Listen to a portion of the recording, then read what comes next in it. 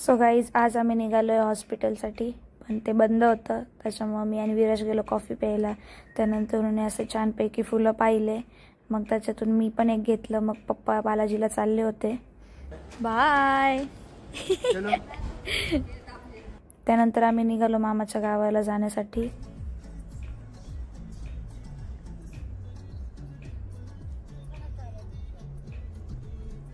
आणि हा असं घाटातून सुंदर व्ह्यू बघितला.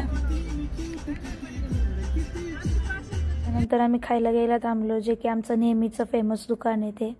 त्याच्यानंतरून आमच्या थोड्या जुन्या आठवणी ताज्या झाल्या. जिथून पहिली ट्रेन जायची आणि आम्ही ते बघायला थांबायचो तिथे. आणि मग पोचलो आम्ही मामाच्या गावामध्ये अशा सुंदर व्ह्यूमध्ये. त्याच्यानंतरून मग आम्ही पोचलो फायनली घरापाशी. आणि मग इथे अशी पणजी बसली होती, थोडंसं तिच्याशी गप्पा वगैरे मारल्या. आणि मग त्याच्यानंतरून थोडं सीताफळ वगैरे सगळं घेऊन जायचं होतं. मग यांची काढायची गडबड चालू होती. त्यानंतर दुसऱ्या झाडाचे पण सीताफळ काढले आणि मग कुहूची बडबड चालू झाली.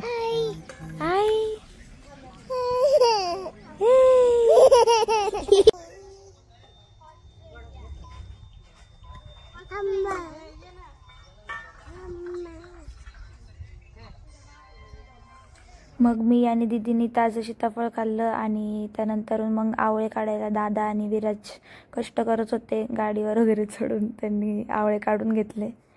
आणि त्यानंतरून मग परत कुहूची बडबड. कशी कशी करतो कर तू कर कर कर कर कर कर कू कर ना तू कर आता कर कर कशी करती कशी करती.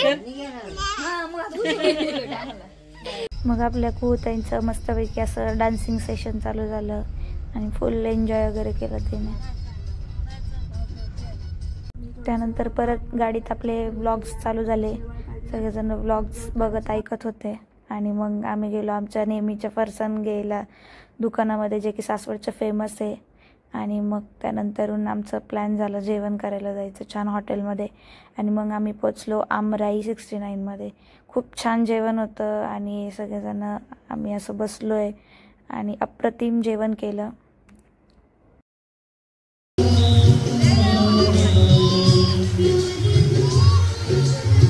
मग थोडं तिथं फोटो सेशन वगैरे केलं आणि मग निघालो घरी जायला. आणि घाटातून परत एकदा असं लाइटिंगचा सुंदर व्ह्यू दिसत होता.